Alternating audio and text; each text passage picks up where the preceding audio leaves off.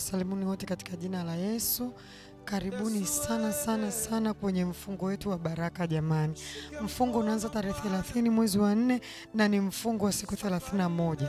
Huu mfungo ni mfungo mkubwa, ni mfungo wenye unabii wa pekee.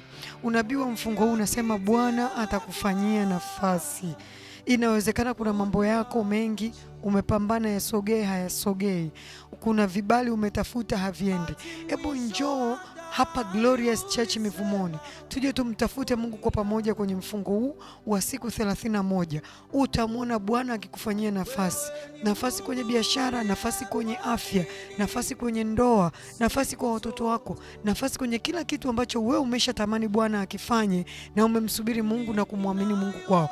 Yuko mtumishi wa Mungu baba yetu na askofu Pastor Ndewa atakuwepo hapa kwa siku 31 akimsihi Mungu kwa habari ya yale mahitaji yako ili Bwana akutengenezee nafasi kama alivyomfanyia Isaka nafasi, basi atafanya kwetu pia. Ninakukaribisha baba na kukaribisha mama.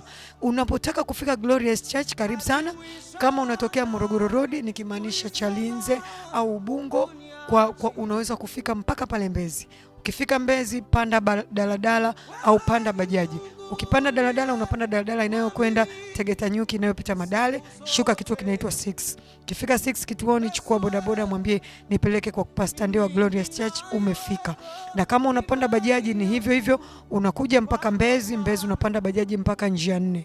Njia 4 unapanda bajaji zinazoenda Madale, karibu sana unashuka 6. Ukishuka chukua bodaboda mwambie kulete Glorious Church, utakuwa umefika.